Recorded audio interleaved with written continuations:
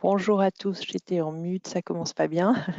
Bonjour à tous et bienvenue à ce webinaire de découverte des nouveautés de Sedge X3. Donc, nous parlons de la release 3 2022 de Sedge X3. Autour de la table avec moi sont réunis Christophe Adam, chef de marché Sedge X3, et nos experts également, Jamel Naït-Ladj, Nicolas Machère, Bertrand Tac, Patrick Combe-Laboissière, tous ingénieurs conseils, experts Sedge X3. Avant de leur passer la parole, je voulais vous préciser tout d'abord que vous pouvez poser vos questions tout au long de la session, vous en avez l'habitude.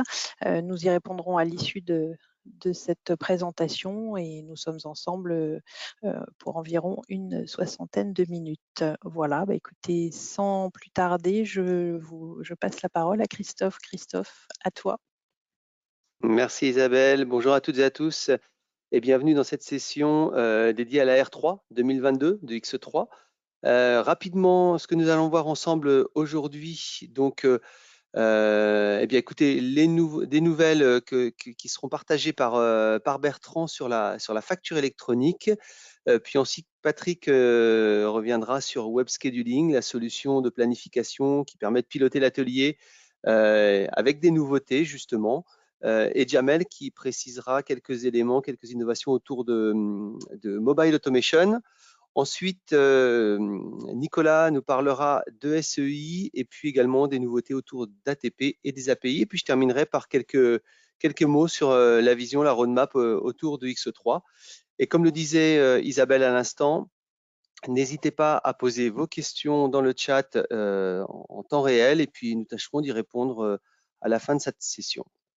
Juste avant de passer la main à Bertrand, je voulais revenir sur quelques mots autour de la V12, des releases trimestrielles, puisque vous le savez maintenant, depuis plusieurs années, avec cette V12, nous sommes en mesure de mettre à votre disposition des évolutions légales, des évolutions réglementaires, davantage de sécurité, de conformité technique, bien évidemment, mais également les éléments de transformation de la plateforme X3, la modernisation de cette plateforme, et nous aurons l'occasion de rentrer un peu plus dans le détail de ces éléments dans cette session, justement, et puis toujours plus de réponses métiers pour pouvoir répondre plus précisément à vos attentes.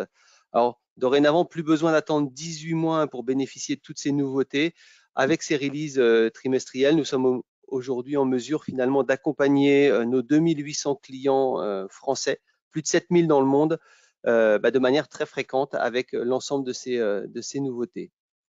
Alors, pourquoi ces releases trimestrielles bien, l'ambition vraiment de Sedge en tant qu'éditeur, c'est de mettre à votre disposition une plateforme qui soit puissante, qui soit moderne, comme je l'évoquais à l'instant, extensible également, qui couvre des sujets de multi-compagnie, comment dirais-je, de la complexité que vous pouvez rencontrer au quotidien dans votre activité, y compris à l'international. Et c'est justement grâce à cette plateforme mise à disposition du plus grand nombre que nous accompagnons également votre transformation digitale, la transformation de vos équipes à travers de la technologie, mais également des nouveautés fonctionnelles. Et bien évidemment, nous avons des livrables qui sont mis à votre disposition très fréquemment, très régulièrement. Si on regarde un petit peu sur les 24 derniers mois, on a un ensemble d'éléments qui arrivent au fil de l'eau pour certains d'entre eux. D'autres sont livrés de manière très automatique, comme ATP par exemple, en un seul bloc. Et finalement, je dirais qu'il y a 5 piliers stratégiques qui guident notre stratégie produit, notre stratégie R&D. D'une part, c'est la rapidité de mise à jour, d'update de la solution. D'autre part, c'est la simplicité d'utilisation, l'expérience utilisateur. Également, tout ce qui va être autour de l'interopérabilité. Nicolas en parlera tout à l'heure à travers les API. Également, tout ce qui est profondeur fonctionnelle, métier. Puis enfin, l'expérience cloud. Donc, ce que je vous propose, c'est que maintenant, on rentre dans le vif du sujet autour de cette R3.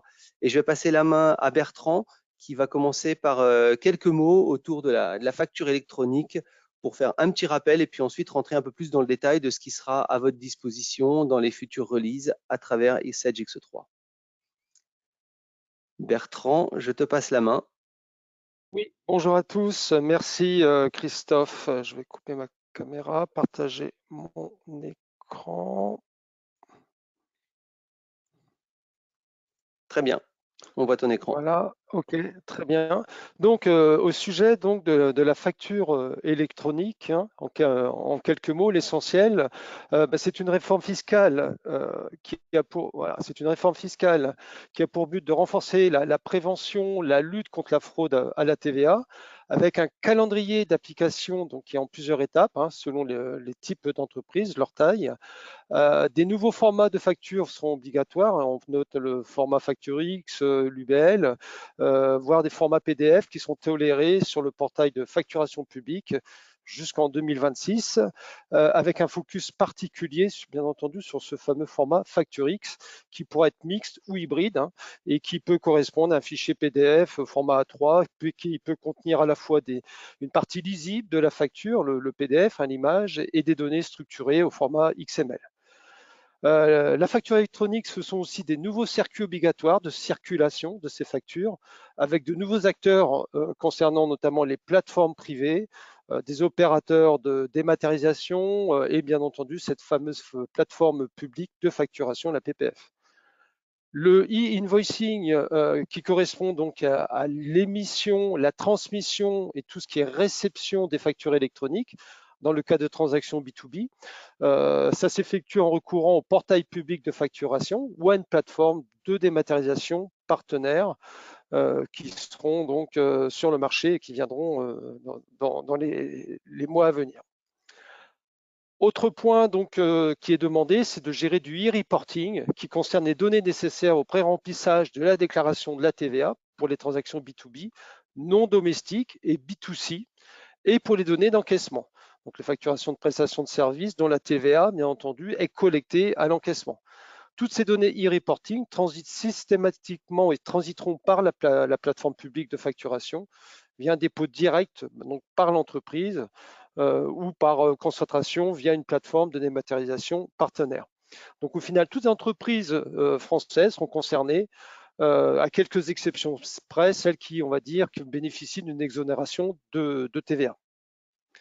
Concernant donc le calendrier, quelques rappels hein, sur les objectifs et le calendrier. Donc c'est tout d'abord avec la facture électronique, l'objectif principal c'est de diminuer les temps et le coût de traitement des factures et donc d'améliorer la compétitivité des entreprises. Mais ceci étant dit, c'est un secret pour personne. Hein, le gouvernement a surtout pour objectif de prévenir à la fraude de la TVA. Et au passage, cette réforme permettra également au pouvoir public d'améliorer donc la connaissance et la visibilité sur la conjoncture économique hein, avec la remontée d'informations des différentes entreprises et qui se fera donc au fil de l'eau. Ce calendrier, il est donc à partir de juillet 2024. Hein, toutes les entreprises devront réceptionner les factures électroniques. Et seules les entreprises de grande taille, hein, les grandes entreprises avec un effectif supérieur à 5000 salariés ou un chiffre d'affaires supérieur à 1,5 milliard, devront émettre les factures. Progressivement, donc et en janvier 2025, l'émission sera obligatoire pour les ETI et à partir de janvier 2026, obligatoire pour les TPE et les PME. Alors un point également sur le statut des factures. Ce qui est important pour un chef d'entreprise, c'est de savoir où en sont les factures en termes de traitement. Est-ce qu'elles ont été déposées? Est-ce qu'elles sont refusées? Est-ce qu'elles sont encaissées? Et donc, les statuts caractérisent l'état de la facture et son cycle de vie au travers des plateformes. Hein. Les flux pourront être plus ou moins complexes. Et donc, le PPF prévoit notamment 4 statuts obligatoires. Donc déjà le statut déposé, quand le fournisseur aura déposé la facture, elle pourra vivre, elle pourra être émise par la plateforme, etc., etc. Et une fois qu'elle sera réceptionnée, elle pourra être rejetée. De même, une fois qu'elle sera validée, prise en charge, elle pourra donc approuver avec différents statuts, approuver partiellement, mais également suspendue en litige. Et donc, elle pourra apparaître au statut refusé. Et une fois que le paiement aura été transmis, elle sera encaissée. Donc ça, ce sont les 4 statuts obligatoires avec les autres statuts intermédiaires qui pourront appréhender l'avis de la facture. Concernant X3, qu'est-ce qu'on prévoit donc en termes de roadmap sur les flux de facturation? Donc déjà, nos points de vigilance, c'est une tendance à la généralisation de la digitalisation. Donc grâce à cette technologie, on va éviter d'avoir des circuits de facture papier. On va également, donc notre promesse, c'est d'avoir des processus entièrement continus, automatisés, pour éviter et réduire toutes les tâches manuelles et éviter d'interrompre le circuit des factures. L'automatisation de ces flux de facturation, c'est un domaine clé où toutes les parties sont prenantes. Donc, ce n'est pas vous uniquement client ou entreprise, hein, ce sont également les banques, les autorités fiscales, et dans le but donc d'avoir un meilleur ROI du traitement de ces factures. La nouvelle réglementation en cours en France impose la facturation électronique complète B2B à partir de 2023, et bien entendu avec l'ambition claire de remplacer tous les PDF par des fichiers structurés ou format mixte. Hein, il y aura plusieurs niveaux de format PDF structuré dès 2025 au plus tard. En termes de périmètre, cette automatisation des flux de facturation, hein, quand on dit flux de facturation, c'est les factures fournisseurs comme les factures clients, c'est de pouvoir permettre des échanges de format structuré, donc non seulement pour les factures clients, mais également donc à échanger leur statut, comme je disais avant, et aussi de même pour les factures fournisseurs B2B. Dans le cas de la France, des informations complémentaires devront également être éditées, hein, c'est ce que demande l'administration fiscale, pour les factures B2C ou import-export. Donc les processus actuels, bien entendu, devront être améliorés pour mieux supporter ces traitements électroniques. Ça, c'est en termes de périmètre dans SageX3. Donc notamment, on est en train de revisiter l'impression de la facture et d'améliorer aussi le traitement de la facture d'acompte. En termes de roadmap dans SageX3, donc dans la théorie, on va permettre aux clients de collecter et envoyer des factures depuis ou vers différentes plateformes de facturation avec un traitement et une mise en correspondance automatique des flux et de permettre également de gérer tous ces exceptions, approbations, accusés de réception et d'améliorer aussi les processus pour mieux gérer ces échanges de factures électroniques. Donc, dès la release 2022 R4, il y aura des améliorations des fonctionnalités courantes hein, au niveau de la facture d'acompte, des factures avancées, etc. Et on va aussi améliorer le processus d'impression de la facture de vente. Actuellement, l'édition de la facture de vente elle est gérée par Crystal Report avec un traitement de préinitialisation qui sera optimisé. Et donc, pour nourrir également certaines tables pour pouvoir être plus efficient en termes de production de cette facture dématérialisée. Dès 2023 R1, donc on va avoir des composants qu'on appelle e-invoicing pour gérer la facture électronique. On va permettre de mettre en œuvre un générateur XML, préparer les données, comme je disais avant, pour l'édition des factures et l'intégrer, ce qu'on appelle, nous, avec la Smart Transaction, qui va permettre, donc à partir d'un format pivot, de pouvoir constituer les factures au format attendu. Dès la 2023, release 2023 R1, les factures sortantes pourront être générées au format FactureX.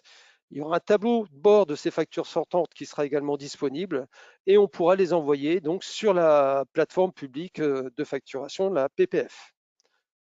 À partir de la release 2023 R2, donc il y aura un composant e-invoicing qui est le service de facture FactureX, donc qui va permettre de transformer ce qu'on appelle chez nous une Smart Invoice. Hein, donc c'est par exemple un PDF capsule un XML ou en UBL 2.1, donc de le transformer en FactureX et ceci donc à la fin à partir d'un format pivot Sage, de pouvoir donc convertir ces factures en fonction des formats compatibles avec les exigences locales de chaque législation.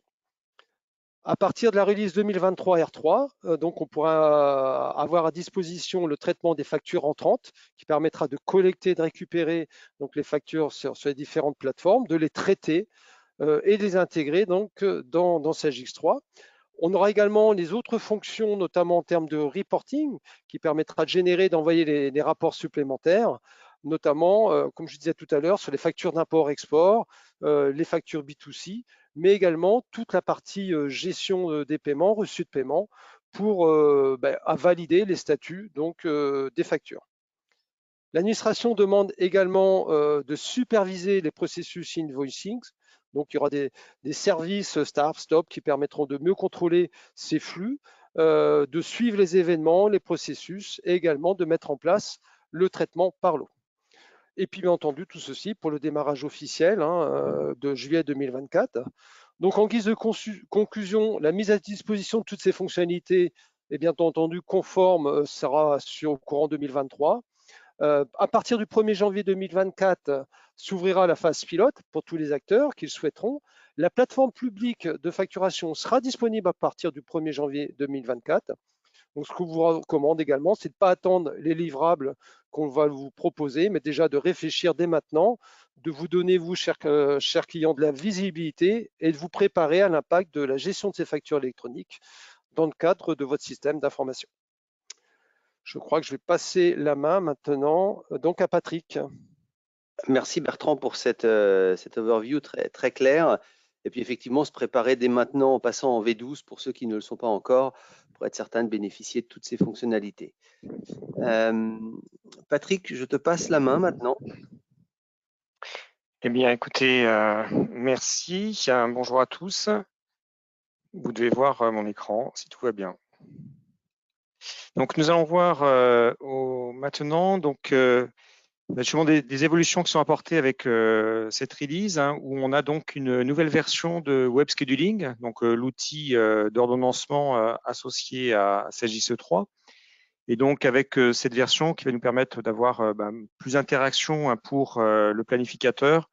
Donc, on a une interface qui a complètement été revue et donc qui va apporter un certain nombre de points fonctionnels, comme au niveau des indicateurs de simulation, qui permettront de mieux comparer les simulations, possibilité de pouvoir définir des paramétrages, un scénario de paramétrage de calcul, et donc paramétrer plusieurs pour pouvoir justement derrière associer des simulations.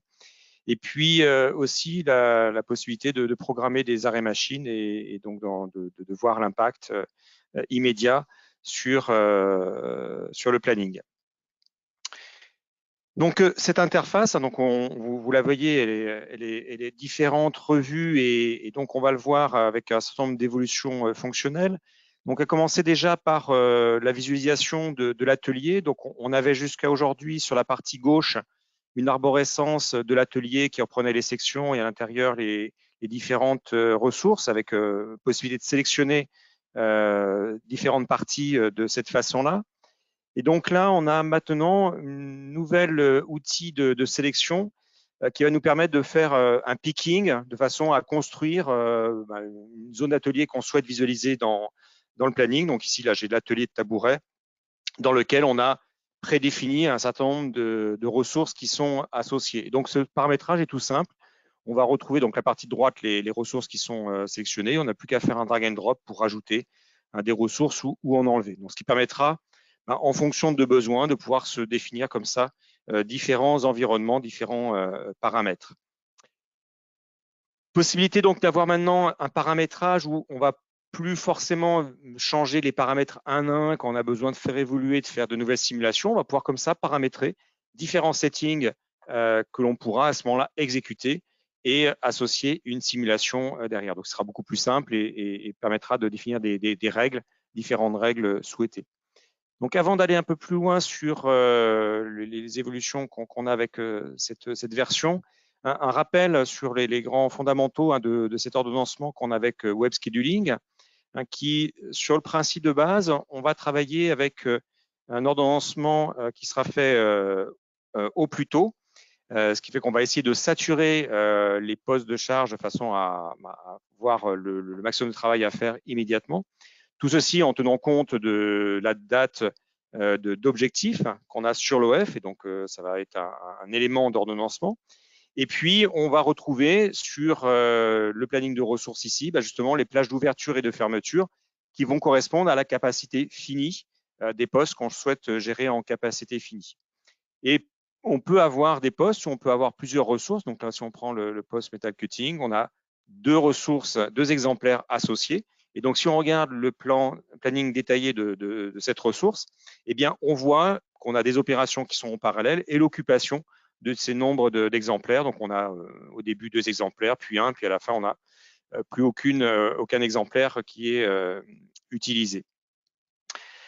Donc, tout ceci, on peut en tenir compte aussi de notions de contrainte matière. Donc, c'est la date première dispo de l'OF qui va contraindre le début de l'opération. Et puis, on peut avoir aussi des matrices d'optimisation. Donc, si on regarde cette ligne de robot de peinture, on associe une matrice qui va permettre d'optimiser les temps de passage. Donc, en tenant compte de caractéristiques qu'on va définir, peut-être liées à des outillages, montage d'outillage qui peut être commun, peut-être des caractéristiques communes qui vont faire qu'on a intérêt à placer les opérations dans un certain ordre. Et donc ici, la peinture, on va plutôt essayer de passer les pièces de même couleur à la suite de façon à avoir moins de temps de préparation, donc qui est symbolisé avec la couleur bleue. Et donc, on voit effectivement qu'en fonction des séquences, on a moins d'opérations de préparation. Donc, on a aussi une représentation du Gantt des OF. On voit la succession des opérations avec des petites flèches qui font la suite. On voit un OF qui alimente 2 OF, un autre OF qui en alimente 1. Et bien sûr, cette possibilité de pouvoir graphiquement, par un drag and drop, déplacer des opérations si on a besoin d'ajuster la planification automatique qui a été faite. Et on trouve une dimension couleur qui, elle, ici, est associée à une notion d'avance-retard. Donc, le fait d'avoir retardé une opération, elle est passée en jaune. Elle pourrait passer en rouge si on a beaucoup plus de retard. Et couleur verte indique qu'on est dans le temps et vert foncé serait qu'on est en avance. Donc, ce choix de couleur, on va pouvoir le faire ici avec d'autres, justement, colorations qui ont été ajoutées, avec notamment des couleurs en fonction des priorités d'OF, des couleurs en fonction de manque matière. Et donc là, si on vient choisir justement le manque matière sur certaines opérations, donc on voit qu'on a une seule opération ici qui se trouvait avec un manque matière. Donc, cette logique va nous permettre comme ça de pouvoir mettre plus facilement en évidence certains incidents qu'on a au niveau du planning pour voir effectivement ce qu'on peut traiter par rapport à ça. En termes de représentation dans ce planning, donc on a des opérations qui sont représentées avec, on retrouve là le numéro d'OF, la pièce qui est associée. Et puis, si l'opération est courte, on a moins d'informations, donc on ne voit pas forcément. Donc, il a été ajouté une infobulle de façon à avoir plus en détail la pièce, effectivement, qu'on retrouve dans ce planning. Sachant que quand on sélectionne une opération, on retrouve toujours dans le tableau inférieur, le fishing point, l'opération avec le détail des informations selon le paramétrage que l'on a fait. Et toujours la possibilité, en double-cliquant sur l'opération, de retrouver l'ensemble des informations qui sont associées à cette opération. Et donc, nouvelle aussi fonctionnalité, donc c'est cette possibilité de pouvoir ajouter un arrêt machine. Donc là, on va tout simplement sélectionner la ressource sur laquelle on a un arrêt machine et on va venir définir notre arrêt machine. Pour cet arrêt machine, on va pouvoir définir une cause d'arrêt, de façon à pouvoir visualiser un petit peu les origines d'arrêt, et puis tout simplement définir leur date de début de l'arrêt machine et la date et l'heure de fin de l'arrêt machine. Et donc, ça aura pour effet de neutraliser la ressource sur cette période, et ce qui fait qu'on retrouve ici l'opération sur la benne penchée au bleu, qui maintenant va être plus long, puisqu'on a l'arrêt machine qui s'est intercalé à l'intérieur, et de fait, les opérations suivantes qui se trouvent décalées dans le temps, et de fait, on est maintenant en retard, et donc on voit effectivement des opérations qui sont passées en jaune. Donc cette notion d'arrêt machine est vraiment une interaction complète, directe avec le planning, et permet donc d'avoir tout de suite un visuel d'impact d'un arrêt machine, alors soit une panne complète, soit peut-être un préventif qu'on a à faire et qu'on pourra visualiser. Donc, il sera possible d'enregistrer donc ces planifications dans différentes simulations. Et donc, nouvelle présentation qu'on a des tableaux de bord de simulation. Donc, on peut avoir un certain nombre d'indicateurs graphiques qui vont permettre de visualiser très simplement, savoir qu'est-ce qui est planifié, non planifié, les ordres en retard, pas en retard, et qui permettra donc du coup visuellement, très simplement, de pouvoir facilement comparer des simulations qui ont été faites et de fait permettre au planificateur de choisir la meilleure simulation. Autre élément d'évolution qui est vraiment sur un aspect pratique pour les planificateurs, c'est que de façon à pouvoir travailler sur un planning, le planificateur doit verrouiller les ressources sur lesquelles il travaille de façon à se les réserver. Et donc, on a maintenant un paramètre qui permet de garder en fait le lock de ces ressources et qui fait que lorsqu'il va se reloguer, il n'aura pas besoin de resélectionner les ressources loquées. Elles seront de fait à nouveau loquées. Donc voilà, donc on a vu le principal des évolutions que l'on a avec cette version 2022 de Web Scheduling. Donc à savoir que sur les releases suivantes, on va aussi avoir des évolutions sur les intégrations d'informations de X3 qui vont permettre notamment de retrouver des informations de vente, d'achat au niveau du planning et aussi le détail des besoins d'ordre de fabrication, ce qui permettra aussi d'avoir une vision d'un stock projeté directement dans Web Scheduling et donc d'avoir encore plus de visibilité, plus d'interaction avec les informations. Voilà, je vais passer la main à Nicolas. Jamel, pardon. Jamel, ouais, c'est pas grave. Merci Patrick. À toi, Jamel.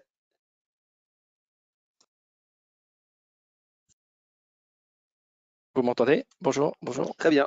Ok, super. Oui, alors au niveau de l'écran, voilà. C'est Vous parfait. pouvez voir mon écran. Très Merci. bien. Donc, bonjour à tous. Rapidement, vous parlez de Mobile Automation, donc, que vous commencez à connaître maintenant. Pour rappel, voilà. Donc, l'objectif de Mobile Automation, c'est vraiment de donner la possibilité aux acteurs opérationnels de travailler en mobilité sur tous les aspects logistiques, sur tout ce qui est traitement du stock dans un entrepôt et sur les aspects de production pour les déclarations de temps, de consommation, et, tout ce qui est lié à l'ordre de fabrication.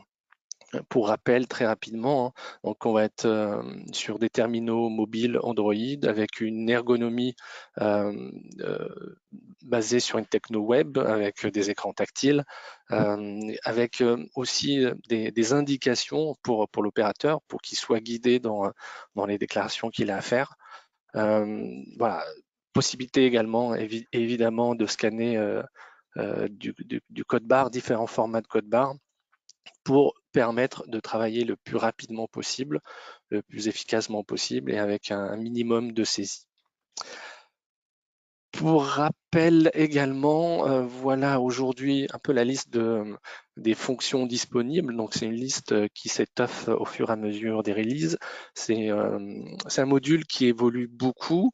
On arrive à un point maintenant où on a délivré la plupart des fonctionnalités attendues et on arrive à une phase d'optimisation. Donc, dans cette release 2022 R3, il y a une nouvelle fonction qui s'appelle dissociation de numéro de contenant. Donc, c'est encore une fonction liée à la gestion de LPN. C'est une fonction dans SageX3 qui permet de gérer des numéros de contenant sur un aspect opérationnel logistique. Donc là, on avait la possibilité donc de regrouper des marchandises sur un contenant, de lier différents contenants. Et là, cette fois-ci, c'est la possibilité de dissocier une marchandise d'un numéro de contenant. Ça consiste à vider une palette, par exemple, ou à faire du picking dans une palette. Donc ça, c'est ce que je vous ai mis un petit en vert ici. Il y a aussi d'autres fonctions qui ont été améliorées, qui ont été optimisées. Donc maintenant, on commence à avoir de plus en plus de retours clients. Et donc, ce qui est une très bonne chose puisque ça permet de faire évoluer et d'améliorer le fonctionnement des différents scénarios. Et parmi ces évolutions, je vous en ai listé quelques-unes. Tout d'abord, au niveau de la consommation matière, quelque chose qui nous a été remonté, qui est tout simple, c'est lorsque je fais une consommation au niveau d'un ordre de fabrication, d'afficher, de pouvoir filtrer uniquement sur les lots et les sous-lots qui sont disponibles en stock et qui sont disponibles au niveau des emplacements pour la consommation matière. Une autre amélioration également qui était prévue et qui arrive maintenant au niveau de tout ce qui est entrée, que ce soit une réception ou une entrée diverse, c'est qu'on va prendre en compte le paramétrage qu'on a sur l'article site qui permet d'orienter la marchandise sur un emplacement. Donc, il y a des emplacements par défaut qui existent dans X3. Donc, cette fois-ci, lorsque je vais faire ma réception, lorsque je vais faire mon entrée diverse, je vais avoir un champ emplacement suggéré avec l'emplacement par défaut de l'article. Alors, au niveau des inventaires, ça, c'est vraiment une remontée du terrain. Lorsqu'on fait un comptage, lorsqu'on arrive sur l'écran de comptage, parfois, il fallait scroller un petit peu pour afficher le code et la désignation de l'article qu'on est en train de compter. Cette fois-ci, ça apparaît tout au long du process. Et donc, c'est une information majeure et l'opérateur ne la perd pas de vue tout au long des comptages.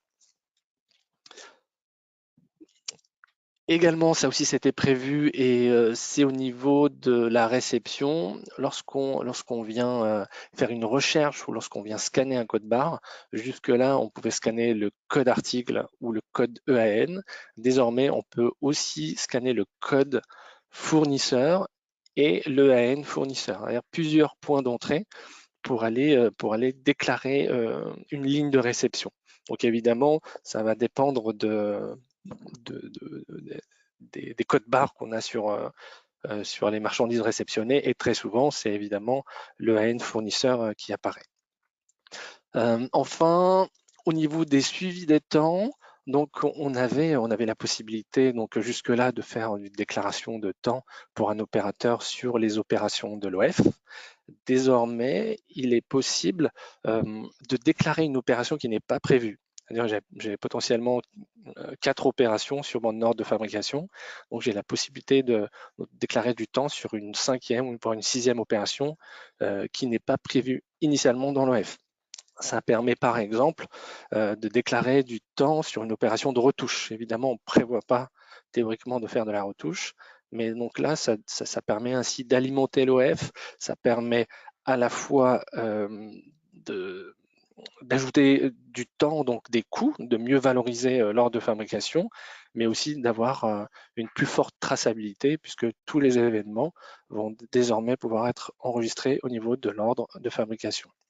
Donc, comme vous pouvez le voir, c'est un module qui évolue beaucoup en fonction de la roadmap, mais aussi en fonction des remontées terrain. Il y a d'autres éléments dans la roadmap, et je crois que Christophe va en parler un peu plus tard.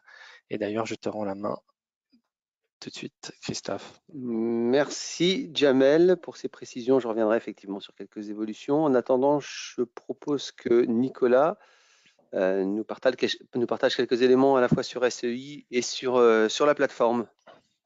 Merci beaucoup Christophe. Parfait, on voit bien ton écran. J'espère que vous m'entendez bien. Et Christophe, je vais essayer de respecter le timing en effet. On va commencer par SEI, ensuite on parlera un petit peu d'ATP et des API. Alors un petit rappel sur SEI, on va se focaliser évidemment sur les nouveautés. Alors la nouveauté de SEI n'est pas entièrement on va dire lié à la 2022 R3 de X3. Hein, ce que je vais vous montrer sur SEI, vous pourriez tout à fait, en tout cas, en bénéficier, l'implémenter, même si vous étiez encore dans une version antérieure d'X3. Hein, on est sur des cycles, on va dire, indépendants.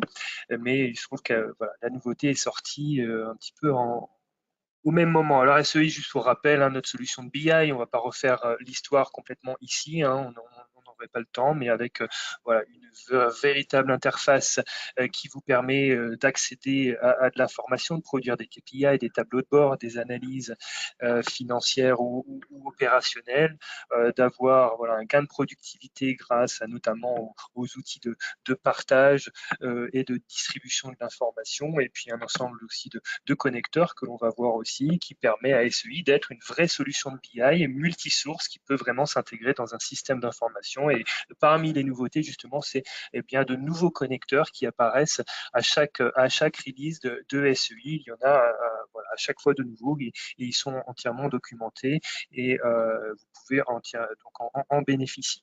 Alors, la nouveauté principale, hein, vous en avez peut-être entendu parler, donc de cette dernière version de SEI, ça s'appelle le Web Workbook ou classeur web, si vous voulez. Alors, qu'est-ce que c'est ce Web Workbook? Alors, vous avez peut-être déjà entendu parler du fait qu'avec SEI, nous livrons un add-in dans Excel qui permet de créer du reporting entièrement dynamique, des tableaux de bord ou des reports dans Excel de manière dynamique avec donc les classeurs qui vont venir s'automatiser directement dans l'interface Excel. Alors, c'est beaucoup d'avantages, mais aussi quelques challenges, quelques difficultés par rapport à ça. C'est qu'on va aussi avoir donc des applications distinctes, des connexions différentes. Et puis, dès lors qu'il y a une mise à jour de SEI, ça oblige à mettre à jour l'add-in sur les postes clients un par un. Donc, c'est aussi un petit peu fastidieux. Le Web Workbook, qu'est-ce que c'est? Eh bien, c'est un client Excel complètement intégré à l'interface web de SEI. Donc, on va pouvoir créer des fichiers Excel de la même manière, mais directement dans l'interface web, comme je viens de le dire. Une seule connexion, une seule application. Ça veut dire aussi que les fichiers Excel vont pouvoir être accessibles en mobilité, vont pouvoir être accessibles dans dans le client X3, on va le voir tout à l'heure, on va pouvoir intégrer les fichiers Excel directement dans le portail X3 par exemple, et puis les mises à jour aussi, on n'a plus besoin de mettre à jour les postes clients. Alors avec le Web Workbook, on a aussi amélioré par exemple l'éditeur de formules, on va le voir ensemble avec de nouvelles fonctionnalités et puis une interface améliorée et puis aussi ce Web Workbook, ce client Excel intégré nous offre aussi tout un ensemble de possibilités pour l'interface utilisateur qui sont assez efficaces, assez sympas à utiliser. Je vais vous montrer quelques exemples. Alors, avant de passer sur les API, du coup, je vais partager ensemble. Vous voyez toujours mon écran, Christophe? Quelqu'un peut me le... Oui, j'imagine, oui, c'est tout bon. OK. Alors, SEI, un rappel, intégré à X3, on peut produire par exemple des tableaux de bord. Hein, vous avez vu certainement quelques démos préalablement. D'autres types de vues, mais je vais me focaliser vraiment sur la nouvelle fonctionnalité. Donc, je vais rester dans X3 pour vous montrer aussi l'intégration qu'il est possible. Avec la nouvelle version, on a donc un nouveau tiroir dans SEI lié au Web Workbook, donc les classeurs ici, les classeurs web, et dans ces classeurs, alors il y a une bibliothèque aussi dont on va pouvoir bénéficier, et bien ces classeurs, on va pouvoir les exécuter directement donc, dans l'interface web et a fortiori dans le portail edX3. Alors on va pouvoir construire tout un ensemble de vues, juste quelques exemples ici, avec donc un outil qui se rapproche d'Excel, qui est Excel avec toutes les fonctionnalités que vous voyez ici, tous les menus ici à l'écran qu'on peut plier, déplier. On va voir un autre exemple ici avec aussi des petites fonctionnalités, par exemple, pour choisir des dates. Vous voyez un petit peu cette interface graphique qui nous permet de choisir un mois avec cette interface-là. On va pouvoir avoir des box ici pour choisir ou exclure ou inclure un site de la sélection de mon tableau de bord. Donc, ça se fait assez facilement. Donc, des petites fonctionnalités un petit peu sympas. Je vous montre aussi un autre exemple d'un report qu'on fait habituellement avec l'Excel Add-in et que l'on va pouvoir aussi reproduire directement si je masque un petit peu mes menus ici, avoir des chiffres qui se actualisent automatiquement en fonction, par exemple, de critères de sélection. Si on montre un petit exemple un petit peu pour voir un petit peu comment ça se manipule, vous voyez ici un petit suivi budgétaire qu'on a créé très facilement dans cette feuille Excel, donc toujours intégré au client web avec une liste de sections. Et puis ensuite, on va avoir des formules qui vont pouvoir se construire de cette manière-là, donc beaucoup plus facile que préalablement. On va pouvoir retrouver quel est le modèle de données, quelle est la mesure ou la dimension que l'on veut exploiter, et puis on va pouvoir choisir pour les filtres aussi des dimensions des mesures avec exactement la même interface graphique, quelque chose qu'on ne pouvait pas faire dans le client, dans la DIN Excel. On va pouvoir vraiment choisir les dimensions, les mesures avec l'arborescence que l'on connaît avec SEI. Donc de cette manière-là, une fois qu'on a fait nos petites formules, on va pouvoir facilement, vous voyez, les glisser sur l'ensemble de notre tableau. Tout ça, ça va se rafraîchir donc automatiquement. C'est entièrement dynamique. Et on va aussi pouvoir faire, par exemple, avec les fonctionnalités de cet add-in Excel intégré, par exemple, créer un petit chart ici avec un petit graphique en barre ici qui va pouvoir, par exemple, s'actualiser automatiquement dans notre report. Je peux le retailler facilement de cette manière-là. Je vais même pouvoir ici, par exemple, insérer par exemple une image que l'on va pouvoir aller chercher. On va choisir le petit logo Sage qu'on va pouvoir positionner ici de cette manière-là. Et tout ça, donc c'est une feuille Excel. Vous voyez qu'on a l'ensemble des menus, sauf que c'est intégré au client web. On va pouvoir partager ça beaucoup plus facilement. Et vous allez voir que c'est voilà, entièrement dynamique. Il suffit de choisir un exercice différent et l'ensemble des chiffres se rafraîchit. Donc le message, vraiment déploiement plus facile, intégration à la mobilité, aux clients web et donc au portail X3. Vous voyez que là, je suis resté dans mon portail X3 que vous connaissez. Voilà, alors je vais avancer un petit peu et maintenant on va parler un petit peu d'API, donc un autre sujet, hein, même si ça peut être lié parce qu'on a des API aussi avec SEI. Alors pour revenir un petit peu sur les API, pardon, je commence par ATP, excusez-moi, on va commencer par ATP, les API viennent ensuite. Alors ATP, qu'est-ce que c'est? L'Automated Test Platform. Donc notre plateforme de test automatisée que l'on va détailler ensemble et qui vient vraiment s'inscrire bien dans le processus de simplification des mises à jour d'X3. Donc on fournit un certain nombre d'outils, notamment le cumulative patching qui permet de monter de versions très très facilement, et puis aussi donc cette plateforme de test qui nous permet vraiment de faciliter, d'automatiser l'ensemble des tests fonctionnels liés justement à une montée de version. On va pouvoir y intégrer eh bien, les spécifiques, les add-ons et puis tester les nouvelles implémentations. Ça va vous permettre de garder un environnement X3 donc à jour le plus facilement possible. On va pouvoir vraiment tester l'ensemble du périmètre X3, que ce soit le paramétrage des données de base, les flux fonctionnels sur l'ensemble des modules. Et évidemment, ça inclut les personnalisations et les add-ons que vous auriez pu implémenter sur votre environnement X3. On va pouvoir par exemple aussi bien tester les droits utilisateurs, tester l'accès à une fonction, tester la connexion, tester est-ce que j'ai le droit d'accéder à tel ou tel report, ce genre de choses, tester des flux métiers, évidemment, l'ensemble d'un flux vente, avec aussi les signatures de workflow, l'impression du PDF, de la facture, etc. Vraiment, tout le flux peut être testé avec ATP. Et puis aussi, on peut utiliser ATP pour des tests de certification. Certaines autorités nous demandent eh bien, de pouvoir prouver que l'on a testé tel ou tel flux. Eh bien, avec ATP, on va pouvoir faire ça. On va pouvoir notamment, une des nouveautés, eh bien, déclencher des screenshots de X3 à certains moments du test et historiser un petit peu tout ça. Je passe un petit peu rapidement sur ces messages-là, hein, mais sachez que voilà, ça résume un petit peu tout ce qu'on s'est dit à l'instant. Alors, une petite démo rapidement, grâce à quelques vidéos. On va faire un petit cas de test, hein, de test justement, comment on veut tester par exemple la création d'une demande d'achat. Et une des nouveautés justement des nouvelles versions de ATP, c'est l'assistant de script qui va nous permettre eh bien, d'automatiser la création des scripts ATP, parce que ATP c'est basé sur des scénarios que l'on va écrire dans du langage naturel, mais la nouvelle version de ATP, on y a inclus un assistant de script qui vous permet eh bien, de créer automatiquement, en tout cas, la structure de votre script. Donc ça facilite beaucoup l'utilisation de ATP. Alors, la première chose à faire, hein, c'est déjà, on va pouvoir rentrer dans une fonction d'X3, par exemple une demande d'achat, et saisir notre demande d'achat comme si on voulait que ATP la teste. Donc ça, c'est une phase que l'on va faire directement dans X3. Ensuite, la nouveauté, c'est le script assistant. L'assistant de script, comme vous voyez ici, eh bien, on va avoir une fonction assistant de script à l'écran qui va ouvrir donc ce petit écran, on va choisir certaines options et ces options-là avec ces options-là, on va pouvoir générer directement le script que l'on va pouvoir ensuite exécuter avec ATP. Donc ça, c'est la nouveauté, le script assistant, l'assistant de script ATP qui est donc en pré-release encore aujourd'hui, mais qui est donc à disposition de l'ensemble de nos clients.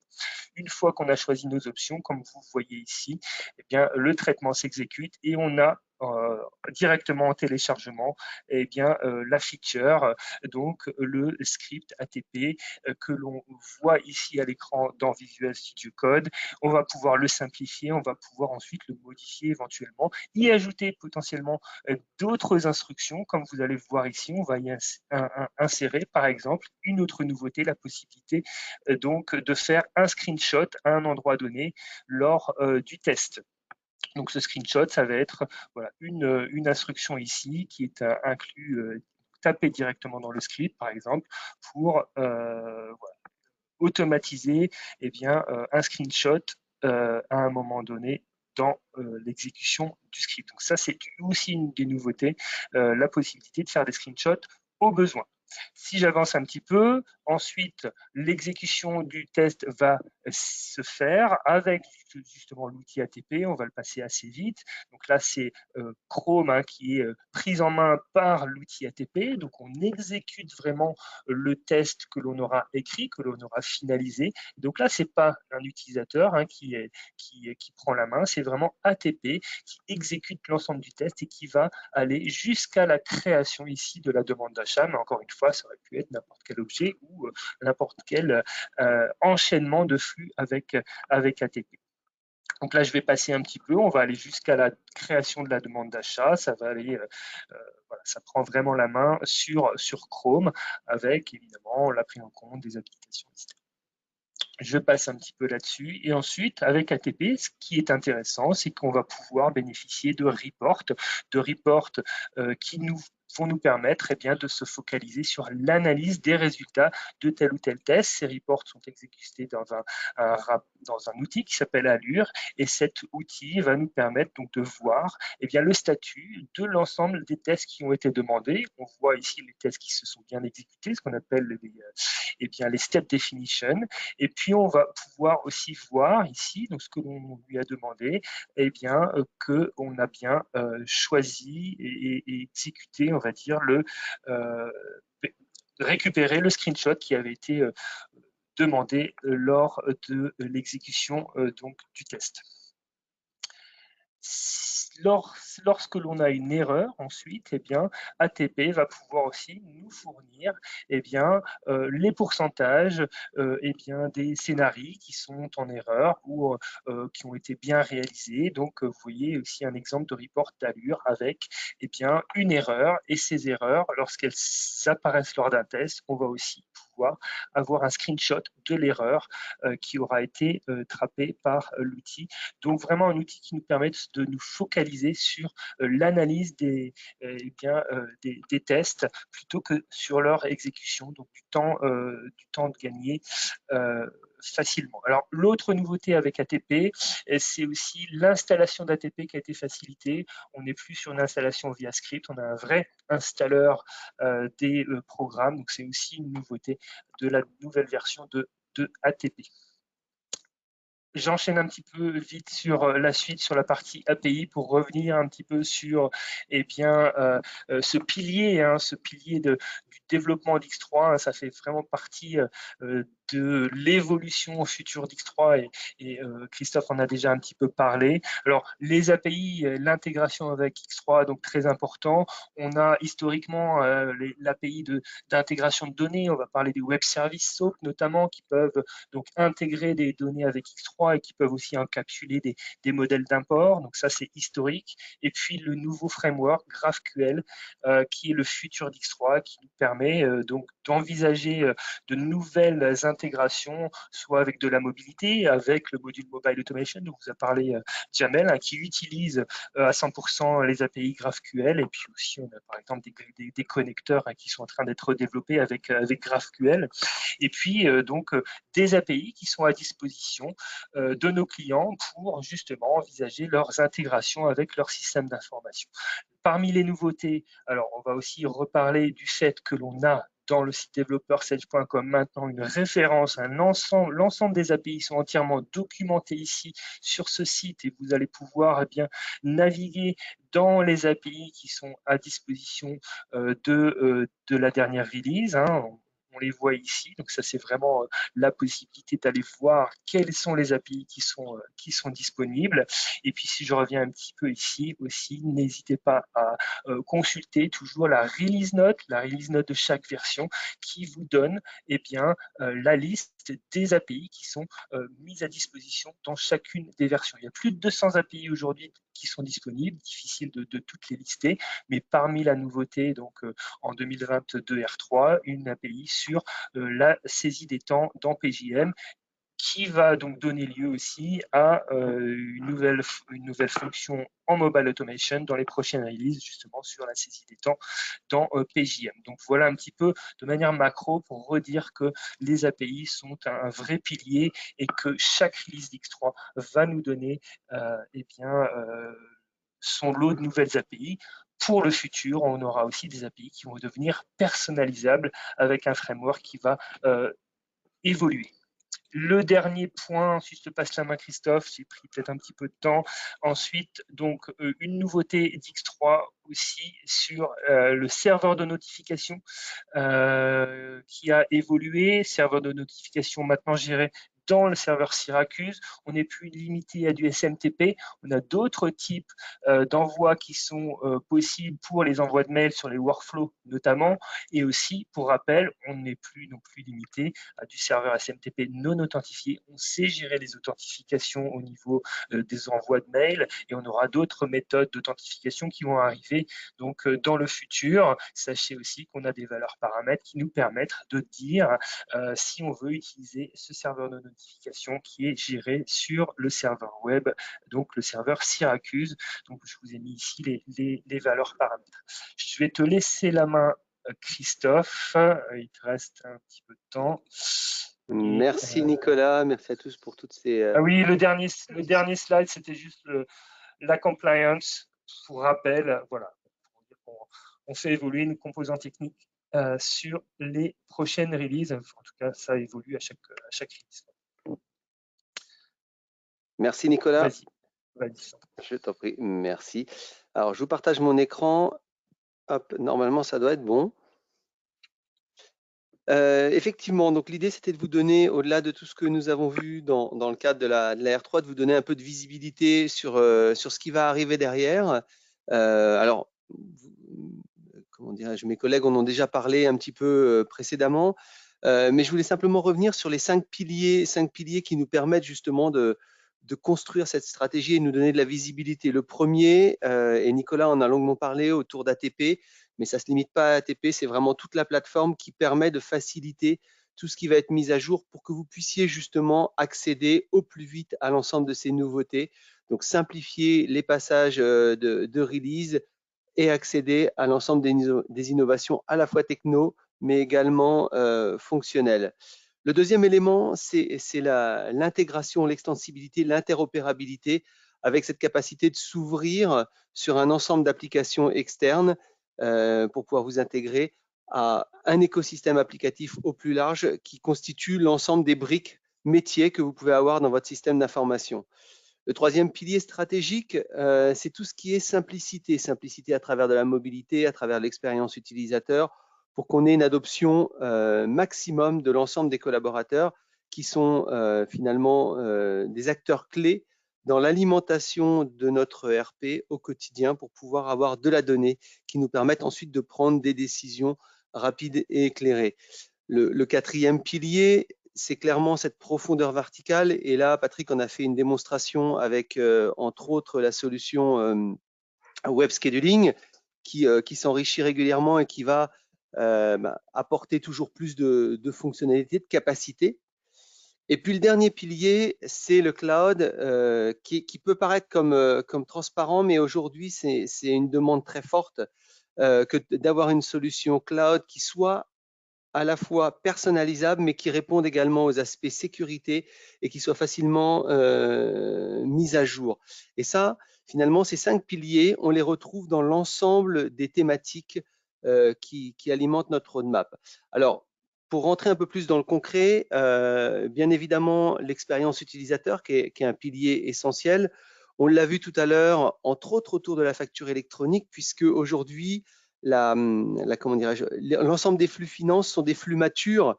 Et justement, pour les faire évoluer, on s'oriente vers davantage d'automatisation. Alors, l'exemple le plus évident, c'est bien évidemment la facture électronique, la dématérialisation, qui fait que demain, on va être en mesure de s'affranchir de tout un tas de processus et d'être davantage efficace, d'avoir plus de visibilité. Et pour le coup, Bertrand est rentré dans le détail de cet aspect facture électronique, mais ça ne se limite pas uniquement à la facture électronique. On retrouve également dans la roadmap des éléments d'automatisation autour de des relevés bancaires, de la taxe, hein, avec les frameworks qui permettent de déployer plus facilement X3 dans de nouveaux pays, ou encore tout ce qui va être autour du reporting réglementaire. C'est vraiment un pilier essentiel dans X3. Toujours pour continuer sur cette vision et cette roadmap et vous donner un peu de visibilité, on retrouve ici également dans l'aspect adoption, ergonomie, pilier également fort, tout ce qui va être autour des indicateurs. On a SEI, bien évidemment, qui nous permet d'aller très loin dans l'analyse, dans le reporting, mais on retrouve ici également un exemple d'indicateur. C'est vraiment comment dirais-je, une maquette en quelque sorte de ce qu'on va être en mesure dans quelques releases d'intégrer directement à X3 des dashboards propres à chaque utilisateur directement sur l'écran d'accueil pour, d'une part, partager un maximum d'informations avec l'ensemble des collaborateurs et d'autre part, eh bien, être capable de prendre des décisions rapidement directement depuis l'application avec ces indicateurs personnalisés par rapport à un profil utilisateur. Toujours dans cette démarche d'enrichir la solution Sedge-X3, bien évidemment la profondeur fonctionnelle pour répondre à des attentes métiers, qu'il s'agisse d'attentes métiers autour de la gestion à l'affaire ou encore de la production. On l'a évoqué tout à l'heure avec Patrick autour de web scheduling, comment dirais-je, une roadmap qui continue à s'enrichir au-delà de la nouvelle version qui vient d'être publiée. On va en R4 2022 intégrer tout ce qui est gestion des nomenclatures et des OF directement dans web scheduling. Et puis R1 2023, la capacité à prendre en considération tout ce qui est gestion des stocks et des commandes d'achat directement dans la solution. Donc, toujours une roadmap orientée davantage de valeur, pour apporter davantage de valeur aux utilisateurs au quotidien de la solution. Et puis, je l'évoquais tout à l'heure, en termes d'adoption, on a tout ce qui va être autour de l'expérience utilisateur, les applications mobiles qu'on vient enrichir au-delà de mobile automation pour la distribution ou le manufacturing.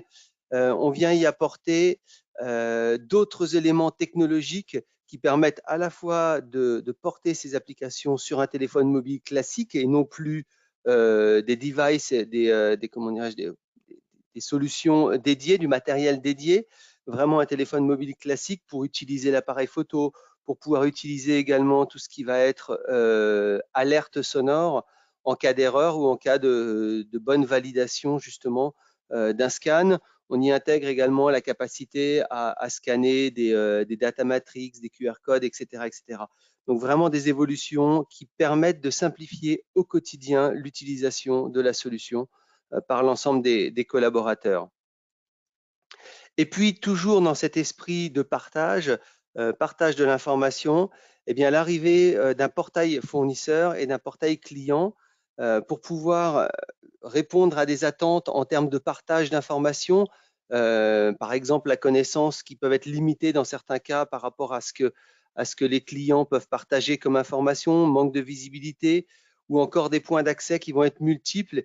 Eh bien, l'idée de ce portail et de ces portails, pour le coup, est vraiment d'avoir un endroit unique de partage d'informations, donner un accès soit aux clients, soit aux partenaires, aux fournisseurs, d'avoir davantage d'interactions, d'avoir également des coûts de traitement qui soient réduits, hein, puisque toujours dans cette approche d'optimisation, évidemment, ici, on va avoir la capacité à réduire tous les flux administratifs qui peuvent être plus complexes, qui passent par de l'email, par exemple, en partageant directement l'information auprès du client ou bien du fournisseur, et puis également gagner en efficacité sur tout ce qui va être chaîne d'approvisionnement ou passation de commandes côté client. Alors, ce portail client va arriver dans les prochaines releases, puisque là, on est sur une projection R2 et R3 2023, hein, donc on est sur une petite année. Et vous voyez ici quelques écrans, quelques maquettes également de ce portail, avec un certain nombre d'indicateurs qui seront mis à disposition, soit des clients, soit des fournisseurs, sachant que nous commencerons par la partie client. Toujours pour donner un peu de visibilité également sur la roadmap, j'évoquais tout à l'heure cette partie gestion de projet, gestion à l'affaire, que nous continuons à enrichir. Nicolas l'a évoqué tout à l'heure à travers un ensemble d'API, API pour la saisie des temps, API pour le planning également, et puis arrivera en R1 2023 une vue graphique des tâches directement dans X3, ou encore comme l'évoquait également Nicolas tout à l'heure, des mobile automation dédiés à la saisie des temps dans le cadre de la gestion de projet, de gestion à l'affaire dans X3. Et là, pour le coup, on est sur la R4 2022, donc encore quelques mois à patienter. Vous pourrez bénéficier de ces fonctionnalités. Et puis, je ne vais pas m'attarder, puisque le temps passe, sur cette partie-là. Nicolas l'a clairement évoqué, mais cette notion d'interopérabilité, d'extensibilité qui est essentielle, et cette capacité également à personnaliser les API, entre autres dans le cas des mobile automation, mais également capacité à s'étendre avec de nouvelles solutions type ISV, avec un ERP groupe que vous pourriez avoir dans votre écosystème applicatif, avec des solutions métiers dédiées qui ont besoin au quotidien de communiquer avec votre ERP, de cloud à cloud, de manière sécurisée. Et donc, c'est cette capacité d'interopérabilité d'X3 que nous enrichissons qui va vraiment permettre de répondre à cette attente. Et puis enfin, pour terminer, les outils également autour de la plateforme pour simplifier toujours cette mise à jour de la solution rapidement, simplement. On l'a évoqué tout à l'heure, c'est clé de se préparer à la facture électronique en migrant dès maintenant en V12 pour pouvoir simplement basculer à terme sur la dernière release et bénéficier des fonctionnalités qui seront liées à cette gestion de la facture électronique, mais également pouvoir bénéficier de toutes les capacités autour du SaaS, du cloud, la conformité technique, et puis les API et des écrans plus modernes. Voilà en quelques mots donc ce que je peux partager sur cette stratégie, cette roadmap X3. Je vous propose maintenant que l'on réponde à quelques questions. Je sais que l'heure est passée, mais je vous propose que l'on apporte quelques réponses aux questions qui ont été posées dans le chat.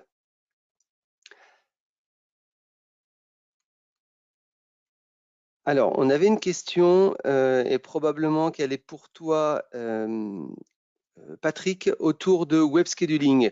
Est-ce que web scheduling intègre des scénarios mémorisables? Comme on l'a vu, on a possibilité en fait de définir plusieurs scénarios et donc du coup d'avoir par rapport aux différents paramètres possibles de web scheduling, définir plusieurs settings différents et faire que lorsqu'on va lancer le calcul automatique, on choisisse le scénario qu'on souhaite, ou éventuellement on peut rejouer avec un autre scénario pour lequel on a déjà prédéfini des paramétrages et faire enregistrer ça aussi dans des simulations différentes. Donc la différence par rapport à avant, fallait qu'on aille modifier un à un chacun des paramètres et se souvenir ou marquer dans un coin de papier les paramétrages qu'on a pu faire. Alors que là, on aura différents paramétrages qu'on référence et qu'on peut exécuter après autant de fois qu'on le souhaite. Très bien, merci Patrick. Une question pour toi, Jamel, je pense autour des ADC. Pour le flux de préparation, l'outil intègre-t-il l'image du produit? Ok, oui, je comprends. L'idée, c'est d'aider l'opérateur dans les phases de préparation, par exemple, en lui montrant une image. Alors, ça n'existe pas encore, mais effectivement, c'est dans les demandes qu'on a faites d'amélioration, de pouvoir afficher la photo du produit pour aider l'opérateur. Donc, ça devrait arriver dans les prochaines releases. Merci Jamel, et effectivement les capacités de personnalisation également des ADC derrière, des mobile automation pardon, qui vont arriver, vont permettre aussi d'aller beaucoup plus loin sur les fonctionnalités au-delà des flux standards. Alors, j'ai une autre question et là, je pense qu'elle est pour toi, Nicolas. Donc vous avez dit que l'on pouvait utiliser ATP pour tester des impressions. Est-ce que l'on peut aussi utiliser ATP pour tester le résultat d'une requête? Alors, on peut lancer une requête en effet avec ATP, hein, parce qu'on lance une requête, on peut tester avec ATP tout le contenu de l'application, on va dire. Par contre, après, on ne va pas être en capacité aujourd'hui ça dépend ce que vous voulez faire. Si vous voulez interpréter le résultat de la requête, bon, ATP ne va pas vous aider là-dessus. En fait, vous allez pouvoir en effet exécuter en effet la requête sans aucun problème. Après, voir ce que vous voulez faire après derrière, avec comment vous voulez exploiter le résultat de cette requête-là. En fait, ça pourrait être peut-être utiliser en effet ATP pour peut-être exécuter une requête et lancer un export, voilà, Excel, ce genre de choses qui sera tout à fait possible. Merci Nicolas. J'ai une autre question et là pour le coup je pense être en mesure d'y répondre. À quelle échéance est-il prévu par les intégrateurs l'ouverture au vertical métier à Mobile Automation?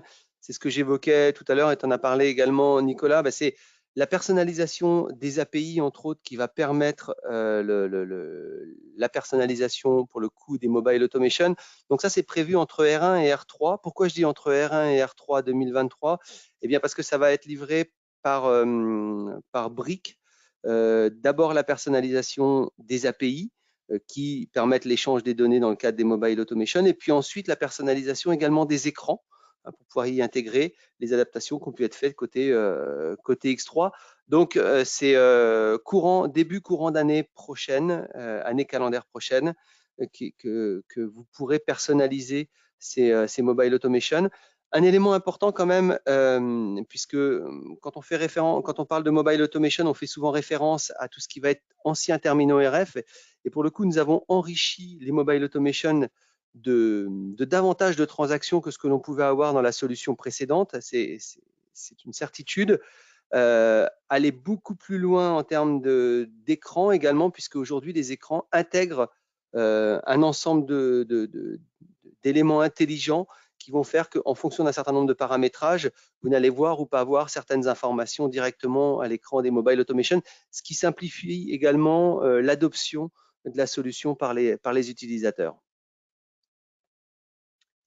Alors, je vois le temps qui passe. Je suis désolé, on n'a pas forcément pu répondre à l'ensemble des questions. Ce que je vous propose, c'est de vous rapprocher soit de votre interlocuteur Sedge, soit de votre partenaire intégrateur pour pouvoir répondre aux questions complémentaires que vous pourriez avoir. Et puis, bien évidemment, je vous donne rendez-vous lors des prochains webinars pour que nous puissions partager avec vous de nouveau les nouveautés autour de la R4 pour le coup 2022 d'X3. Merci à tous pour votre participation et à très bientôt.